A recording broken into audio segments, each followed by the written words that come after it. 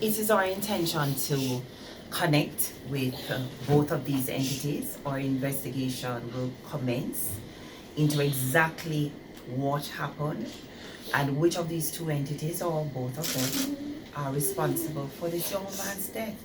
He's 19 years old and someone is responsible.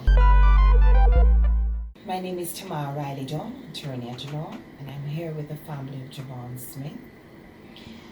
We are here on a very solemn occasion as Jevaughn Smith, who was electrocuted while doing work at PriceSmart last week, Monday on the 13th, has succumbed to his injuries.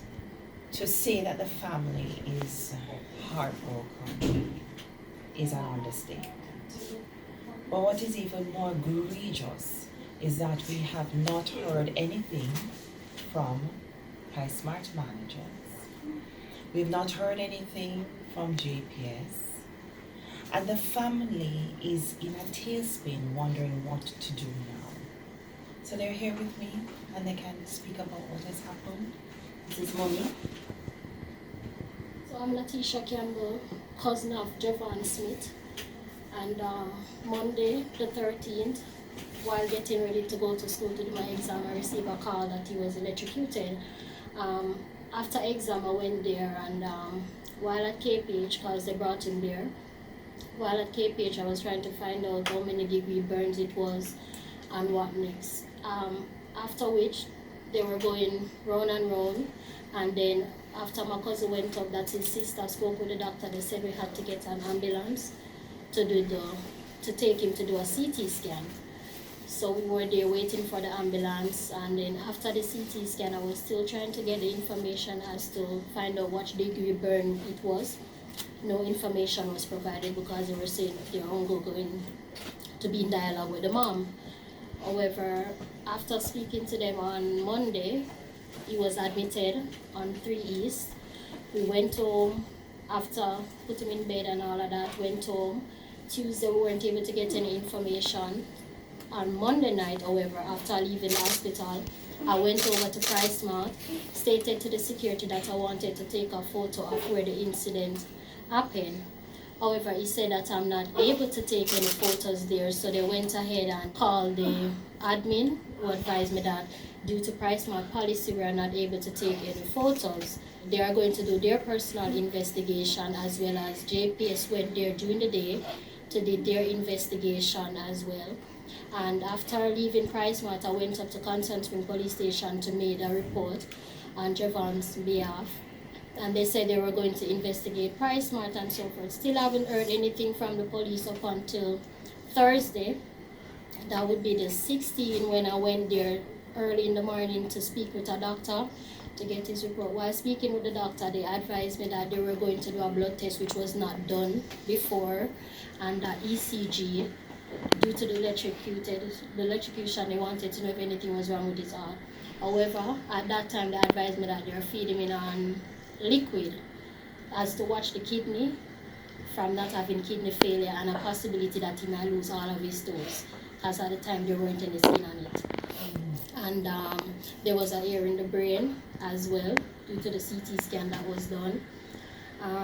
After Thursday night and we leave there, he was talking because I was there while they tied him and everything, and I spoke with him and so forth. After I left, they give someone called me Friday morning and said if the doctors called me as if because they heard that he had passed away.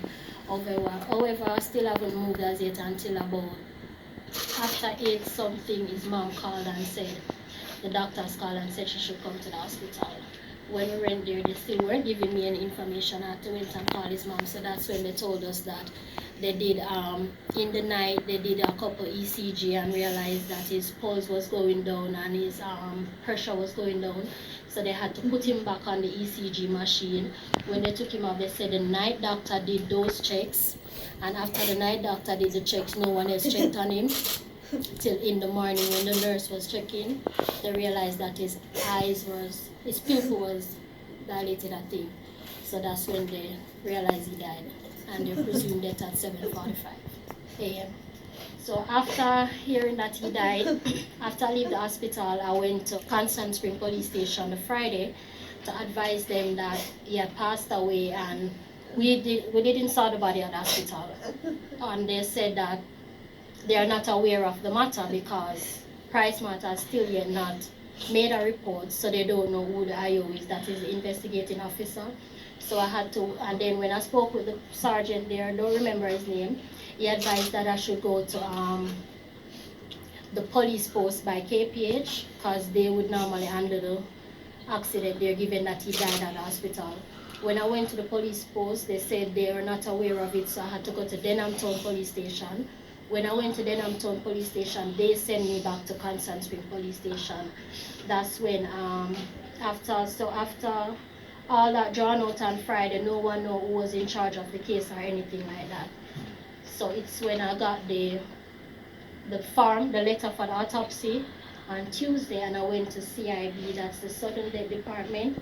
That's when they actually assigned an officer to the case. That I made a report, because up to today, JPS or PriceSmart haven't made a report as yet.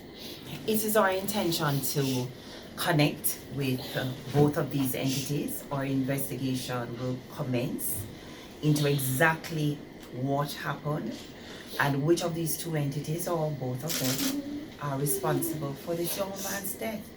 He's 19 years old. And someone is responsible. He has a baby on the way. His mother is right there. His girlfriend is right here. And someone will be held responsible. We will continue our investigations, and we will be making contact with these entities. How has the family been coping? Alright, so for me, I haven't get a chance to even sit and think about it, because I have asthma and as well as seizure. And when I was at the hospital and his mommy breakdown saying that they took her heart from her, I wasn't even able to cry or had a chance. I've had 3 episodes since the incident. Three episodes of seizures, yes. So I'm trying not to cry much, because that's a trigger for it, and if I don't cry, that's probably another trigger.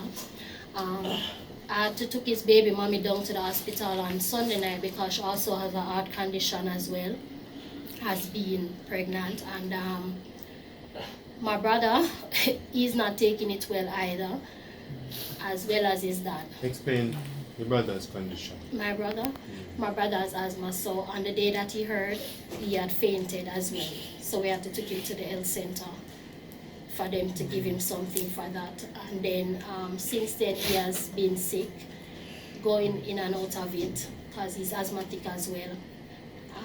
His sister also struggled with her heart as well. She fainted a couple times during the news. And my mommy, she was like saying he's not dead, and where is he? So her pressure went up. I think it was 200 and something over 100 and odd, so we had to give her medication for that as well. So it's just in and out of the hospital for each person, or the health center for each person that hear the news. If it's not my brother, it's my mommy. If it's not my mommy, it's his baby mommy, or his mother, or his father. So how would you describe this whole experience with all that you just mentioned? Heartbroken, sad, lost, confused. Because to be honest, if it was a person that was like in violence, we'd say, okay, we expected it to happen. No one expected it to be Jevaughn. None at all. So we weren't expecting anybody to call and say, hey, Jevaughn get this, Jevaughn get that. Nothing like that. So some of us are still in shock to say, okay, Jevaughn is not here. So they're just saying, okay, he's still in the hospital, given we haven't even get a chance to see the body as yet.